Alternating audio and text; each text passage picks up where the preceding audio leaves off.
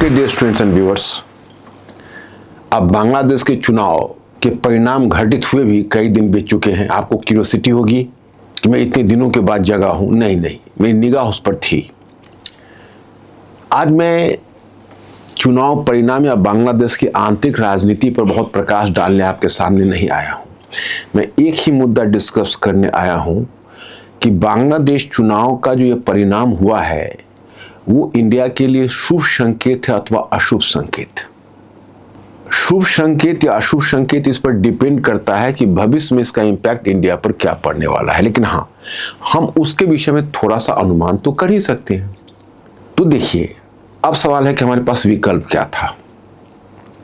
हमारे सामने दो पार्टियां थी, दो फैक्शन थे, दो गुट थे, दो कोलिशन थे। एक तरफ बीएनपी और बीएनपी के नेता तारिक रहमान, और दूसरी तरफ जमायते इस्लामी और उसके साथ एक नेशनल सिटीजन पार्टी एनसीपी। कहने के लिए तो ये जेनजी समूह की पार्टी थी, लेकिन जो जेनजी समूह होती है उससे बड़ी उम्मीद होती है पुरानी पीढ़ी को कि नई पीढ़ी कुछ नए बदलाव लेकर आएगी। लेकिन बांग्लादेश की जेनजी बड़ी ही विचित्र प्रकार की थी, जिसका गठबंधन एक धार्मिक संगठन जमायते इस्लामी से हुआ था। और जमायते इस्लामी का ट्रैक रिकॉर्ड भारत के सामने ऐसा था, इंडिया के सामने, कि इंडिया के लिए ये थर्रा देने वाली बात थी, घबरा देने वाली बात थी कि बांग्लादेश में जमायते इस्लामी की सरकार बने। अब इसकी वजह क्या है, हम लगता है कि सभी लोग आप जानते होंगे, क्योंकि इस बार तो न्यूज़पेपर में या बाकी मीडिया में इतनी बारी बातें आ चुकी है कि अब यह एक ओपन सीक्रेट हो चुका है कि जमायते इस्लामी का एजेंडा क्या है। एक प्रो पाकिस्तानी पार्टी है। जब ईस्ट पाकिस्तान से अलग हुआ था, जब यहाँ फ्रीडम की लड़ाई चल रही थी, तो ऑपरेशन सर्चलाइट जो पाकिस्तान ने शुरू किया था, लगभग 30 लाख बांग्लादेशी ईस्ट पाकिस्तान के लोग मारे गए थे। हालांकि आज दर्द वो भुला कि इंडिया को ही भूल चुके हैं, जो इंडिया ने अपना सर्वस्व दांव पर लगाकर और उन्हें आज़ादी दिलवाई थी। लेकिन खैर वो अपनी अलग कहानी है।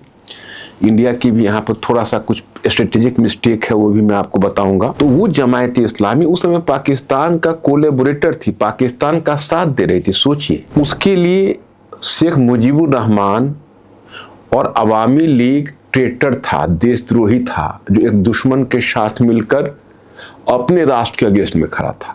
कितनी गलत व्याख्या थी इसकी।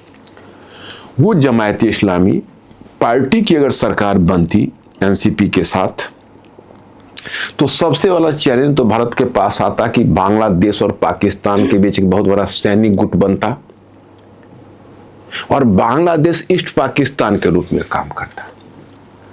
तो कुल मिलाकर तो हम इस चुनाव को एक शुभ संकेत कह सकते हैं, क्योंकि आफ्टर ऑल बीएनपी पार्टी सत्ता में आई। हालांकि बीएनपी पार्टी हमारी मित्र पार्टी नहीं है।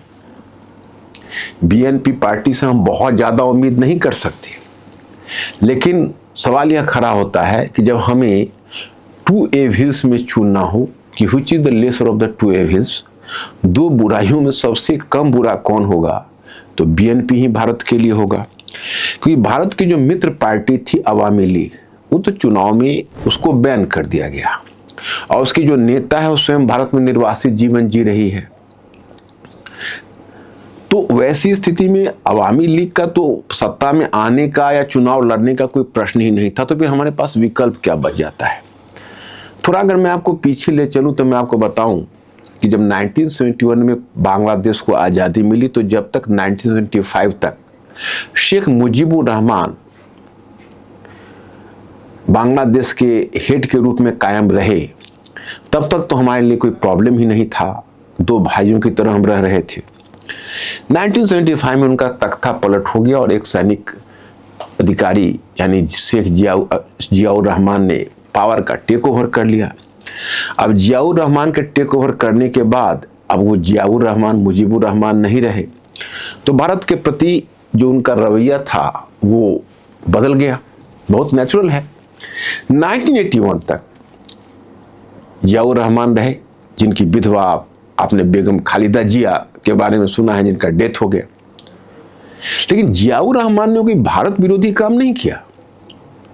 उसने केवल जो बांग्लादेश, जो नव स्थापित राष्ट्र बांग्लादेश था, तो पहले मुजीबुर रहमान के समय भारत उसके बड़ा ही बॉजम फ्रेंड के रूप में एस्टेब्लिश था।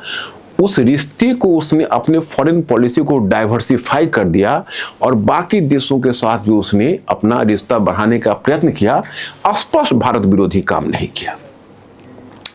अब आती है बात 1981 में उनके जाने के बाद फिर एक सैनिक तानाशाह आ गए और इनका नाम था एचएम इरशाद। एचएम इरशाद, हम लोग जब ग्रेजुएशन में पढ़ते थे तो एचएम इरशाद वहाँ हेड ऑफ द स्टेट थे। पहले तो तानाशाह थे, फिर प्रेसिडेंट भी बन गए, सत्ता में अपने आप को वैधता भी दिला दी। लेकिन जो एचएम इरशाद था उसका भारत विरोधी रुख नहीं था। वजह क्या थी कि एचएम इरशाद भारत के एक मिलिट्री कॉलेज से पढ़ा हुआ था and he was basically an Indian alumnus. तो चूंकि इंडिया का ही एलुमनाई रहा था वो, इसलिए उसको इंडिया विरोधी या इंडिया के हेटर्ड जैसी कोई चीज उसमें नहीं थी। तो कुल मिलाकर इंडिया के साथ उसका नॉर्मल रिलेशन रहा, बहुत अच्छा नहीं ना बुरा रिलेशन रहा। अब एचएम इरशाद के जाने के बाद 91 में शुरू हो गया बांग्लादेश का प्रजातांत्रिकरण। फिर आ गया दो बेगमों का युग। दो बेगम, उधर बेगम खालिदा जिया जो जियाउर रहमान की विधवा थी, और इधर शेख हसीना वाजिद जो मुजीबुर रहमान की बेटी थी। अब म्यूजिकल चेयर की तरह गेम शुरू हो गया। अब हमारा नेचुरल है कि मुजीबुर रहमान दोस्त थे, दोस्त की बेटी शेख हसीना वाजिद, तो इंडिया का रुझान शेख हसीना वाजिद के प्रति होता। तो जब शेख हसीना वाजिद का टेन्योर आता तो भारत के लिए बड़े उत्साह की बात होती, और जब बेगम खालिदा जिया का टेन्योर आता तो बेगम खालिदा जिया भारत से प्रतिशोधात्मक हो जाती। उसको लगता कि अरे ये तो शेख हसीना वाजिद का वार्ड है, उनके रहनुमा है, तो हमें तो इससे कोई अच्छे संबंध होने नहीं चाहिए। तो वो परेशान करने की कोशिश करती। इसी क्रम में क्या है कि एक बार 2001 से 6 के बीच की घटना मैं बताता हूं, जब उस समय बेगम खालिदा जिया की सरकार थी, और दुर्भाग्य ऐसा था कि बेगम खालिदा जिया की सरकार ने जमायत इस्लामी के साथ गठबंधन कर रखा था। तो अब बताइए, एक तो करेला दूजे नीम चढ़ा। अब इसका चूंकि इसे गठबंधन हुआ पड़ा था, तो जाहिर है कि वैसी स्थिति में इसका जो नजरिया था वो अलग तरह का था। तो my friends, here I have to inform you कि बेगम खालिदा जिया ने खुलकर भारत विरोधी काम किया। अब उसने हमारे नॉर्थ ईस्ट के विद्रोहियों को पनाह दी अपने यहां, और पाकिस्तान से उसके अच्छे ताल्लुकात बने। गंगा नदी जल बंटवारे, तीस्ता नदी जल बंटवारे, इन सब के ऊपर भारत और बांग्लादेश में तनाव ही बना रहा। खैर चलिए, 2006 में तो फिर अब उसका टेन्योर समाप्त हुआ, तो फिर समस्या गई। फिर जब 2009 के चुनाव के बाद जब शेख हसीना वाजिद आई, तो भारत की तो बल्ले बल्ले हो गई भाई। अब तो मुजीबुर रहमान की बेटी और वो शेख हसीना वाजिद रह गई, वर्चुअल डिक्टेटर बन गई। 2014 के चुनाव में भी चुनाव का बहिष्कार किया गया, और बीएनपी पार्टी के द्वारा ही किया गया। उस समय वोट रिगिंग जैसी घटना हुई, काफी इस बात की आलोचना हुई, लेकिन उसमें कोई इसमें विशेष बदलाव देखने को नहीं मिला। फिर 18 के चुनाव में भी बीएनपी ने बाइकआउट किया और शेख हसीना वाजिद ने सरकार बनाई। उस समय भी उस पर चार्ज लगा रिगिंग का। अंत में 2024 में उसको जाना पड़ा। तो मैं आपको यह बताना चाहता हूं कि हमारे तरफ से भी एक मिस्टेक हुआ। मिस्टेक यह हुआ कि कोई भी नेशन अगर किसी दूसरे नेशन के साथ लॉन्ग टर्म रिलेशन बनाना चाहता है, तो उसको इन्वेस्ट करना चाहिए पीपल में और उस कंट्री में। हमने इन्वेस्टमेंट का मतलब यहां हम आर्थिक संदर्भ में आपको नहीं बता रहे हैं, हम दोस्ती के संदर्भ में बता रहे हैं कि हम कहीं ना कहीं हमारा रिलेशन एक स्टेट से होना चाहिए, पार्टी से नहीं। और we have just dropped all the eggs into the single bucket, और वो बकेट थी शेख हसीना वाजिद। हमने जितने भी अपने प्रयास किए वो शेख हसीना वाजिद के पक्ष में किए। इसका दुष्परिणाम हुआ कि जब शेख हसीना वाजिद जब हटी तो बांग्लादेश से हमारा पत्ता कट गया, और इधर जो मोहम्मद यूनुस जो केयरटेकर गवर्नमेंट में आए, ये कहाँ वो नोबेल लॉरेट थे, इनसे उम्मीद थी इसने, और भारत विरोधी मत का बढ़ावा दिया, और तभी शेख हसीना वाजिद ने भारत में ही एसाइलम लिया। यहीं पर वो शरणार्थी बन गई, यहीं पर उन्हें राजनीतिक एक तरह से जो पॉलिटिकल एसाइलम, राजनीतिक आश्रय ही ले लिया। अब हम लोग बांग्लादेश के गवर्नमेंट के आंखों की ओर भी किरकिरी बन गए। तो इस तरह से संबंध और हिंदुओं पर जिस तरह से हमला हुआ, और 2024 के बाद इंडिया को बांग्लादेश को लेकर जितनी चिंता बढ़ रही थी, उन सभी को देखते हुए ऐसा ही लग रहा था कि भाई भारत के लिए तो वास्तव में बहुत ही चुनौतीपूर्ण होगा, एंड दैट हैपेंड ऑल्सो। तो खैर एनीवे, माय पॉइंट इज कि अब मुद्दा ये था कि कौन चुनाव को जीतेगा, यानी बीएनपी पार्टी, क्योंकि 17 वर्षों के बाद तारिक रहमान महोदय लौटे, वो भी शेख हसीना वाजिद के दौरान निर्वासित किए गए थे। दूसरा, जमायत इस्लामी को 2013 में शेख हसीना वाजिद की सरकार ने बैन कर दिया था। जब मोहम्मद यूनुस आए तो वो सबसे पहला शुभ काम उन्होंने किया कि जमायत इस्लामी को मान्यता दे दी, और जमायत इस्लामी एक्टिव बन गया। और जमायत इस्लामी की शह पर कुछ जेएनजी लोगों ने एक एनसीपी पार्टी का भी गठन कर लिया। फिर चल गया अस्थिरता का दौर, हिंदुओं पर हमला होने लगा, बड़ी बुरी स्थिति थी। अब पूरा ध्यान इस चुनाव पर लगा हुआ था, लेकिन उसमें 210 सीटें लेकर 2/3 बहुमत से जिस तरह से बीएनपी पार्टी आई, तो हम लोगों ने फॉर टाइम बीइंग शाई ऑफ रिलीफ लिया कि चलो कम से कम जमायती इस्लामी तो नहीं आया। लेकिन ये हम लोगों के लिए केक वॉक नहीं होगा, अभी कई चुनौतियों का सामना करना पड़ेगा। एक तो जो बीएनपी पार्टी है वो अपने रिश्ते को डाइवर्सिफाई करेगा। हालांकि बीएनपी पार्टी के पास एक प्लस पॉइंट है, बेगम खालिदा जिया की तरह इस बार जमायती इस्लामी उसका पार्टनर नहीं है, तो जाहिर है कि इसका फायदा हमें मिलेगा। दूसरी बात क्या है कि जो बीएनपी पार्टी का तारिक रहमान है, एक अच्छे खासे समय वो पश्चिमी देश में गुजार चुका है, और उसमें कहीं ना कहीं एक वेस्टर्नाइजेशन की बू से आती है। और आते भी उसने कहा था कि I am having a plan.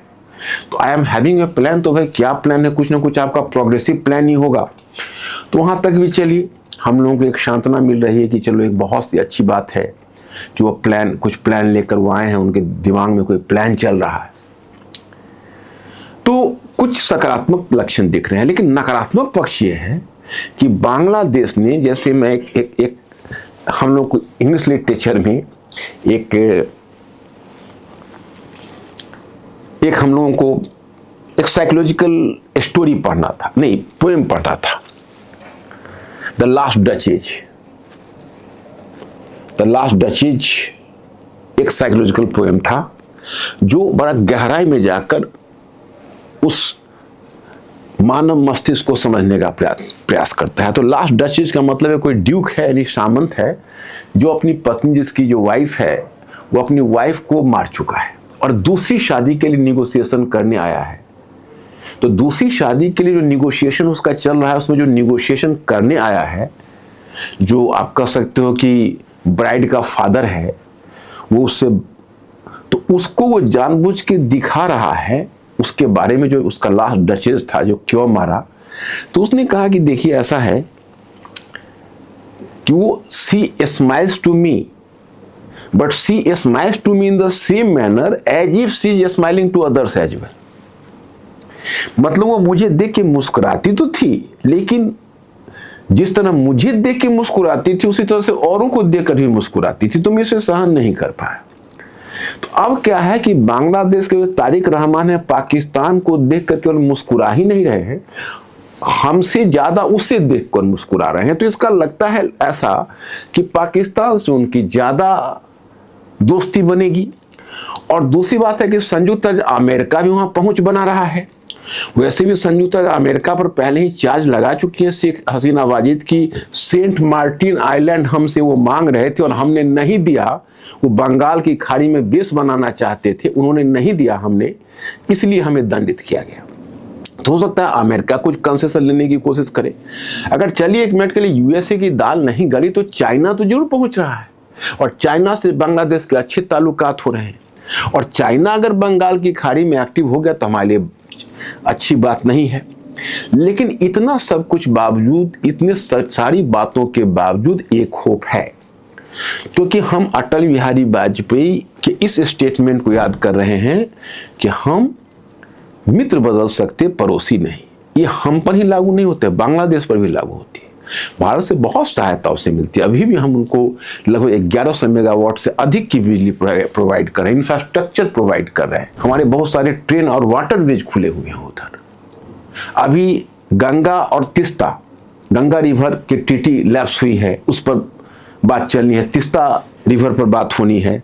तो इस पर बीएनपी अब क्या रुख अख्तियार करता है ये पता नहीं, कितना फ्रेंडली रहता है।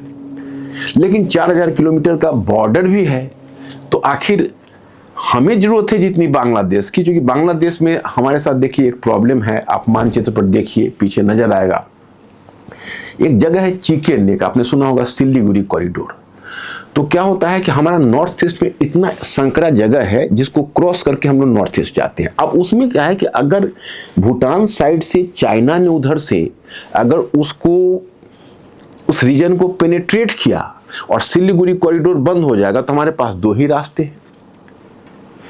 जो सबसे सुगम रास्ता हुआ है बांग्लादेश होकर, और दूसरा जो हमारा रास्ता है वो बड़ा डिफिकल्ट है। उसमें आप बंगाल की खाड़ी में उतरिए और म्यांमार के सिटवे बंदरगाह पर जाइए, और सिटवे बंदरगाह से फिर मुड़कर तब आप नॉर्थ ईस्ट में आइए।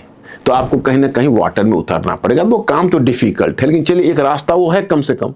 और खास कर जब बेगम खालिदा जिया की सरकार होती थी तो हम लोग म्यांमार के सिटवे की तरफ देखते थे। अभी दुर्भाग्य से क्या है कि दोनों है, वो दोनों हमारे अगेंस्ट में बैठा हुआ है। अब इधर बीएनपी पार्टी का क्या रुख है ये भी पता नहीं है, और म्यांमार में मिलिट्री हुंटा है, और हुंटा हमारे प्रति फ्रेंडली नहीं, वो चाइना के प्रभाव में है। तो थोड़ा हमारे लिए चैलेंज तो है, लेकिन चैलेंज बांग्लादेश के लिए भी है। इसलिए शुभ संकेत या अशुभ संकेत है ये तो भविष्य के गर्भ में है। लेकिन बहुत उत्साह तो नहीं दिख रहा है, लेकिन फिर भी खुशी दिख रही है कि चलो कोई नहीं, कम से कम जमायती इस्लामी तो सत्ता में नहीं आया। Thank you very much my students. आज मैं संक्षिप्त इस लेक्चर को ही समाप्त करना चाहूँगा, फिर मिलूंगा किसी दूसरे लेक्चर में। Thank you. डियर स्टूडेंट्स, हमारे चैनल को लाइक, शेयर, सब्सक्राइब करें और अपनी तैयारी को और बेहतर बनाएं।